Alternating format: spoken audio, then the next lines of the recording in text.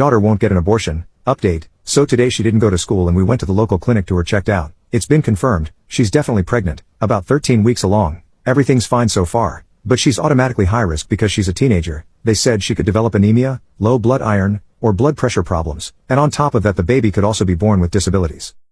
After the doctors I took her out for ice cream and then asked her who the father was. I told her I had to know. She had to tell me. She refused, saying she'd raise the baby on her own. Without his help. We went home and she went to the bathroom and accidentally left her phone open. So I took it and looked through her messages. According to the ones between her and her friends and her and the guy, he's 15 years old and a friend of a friend. She hadn't told him yet. I wrote down his number and then messaged him on my phone, telling him I was her dad and I needed him to give me his mother's number because of a big problem. I expected something of a fight, but the kid messaged it back to me. So I called his mom and I told him my daughter was pregnant, and her son was the father. She asked if I was sure, and I said based off the texts, it didn't seem like she'd had done it with anybody else, but she'd be free to get a paternity test. I said it'd be best if we got together at a coffee shop or something to talk. But she said there'd be no need of that. She said her son would be waiving his parental rights and they were not interested in a co-parenting situation. I asked about child support, and she said her husband would pay it, but her son would not be involved. She asked for me to not tell her about any details of the pregnancy and they don't want to be at any appointments. She hung up before I could say anything else. Now I don't know where I stand. I can't afford a lawyer, and I don't think I can make him get involved either way. I don't entirely trust them to be accommodating in terms of child support considering how short his mother was. Is there a way they could get out of paying it? I don't know enough about their family, but if they have money and we don't, what's happening there?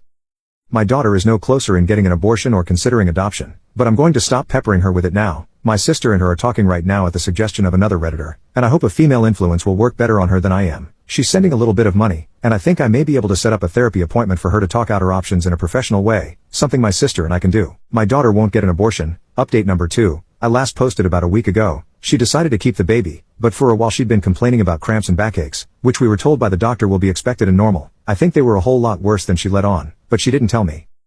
Around 1:30 a.m. last night, the bleeding started and we went straight to the hospital, where we were told she had miscarried. They said it was a late miscarriage, which happens after 13 weeks but before 20. As soon as she found out, she lost it. She started screaming at me, "Are you happy now?" and just cried and cried. She had a dilation and evacuation and the doctors kept her to look her over and understand why it happened. They said it was about a weak cervix, in which basically as the baby grows and pushes on the cervix. In some women the pressure causes the cervix to open before the baby is born, which can result in an early labor or a second trimester miscarriage. According to the doctor, most late miscarriages are because of that, and they don't typically check for it during pregnancies, which is why it's usually not diagnosed until after the miscarriage happens.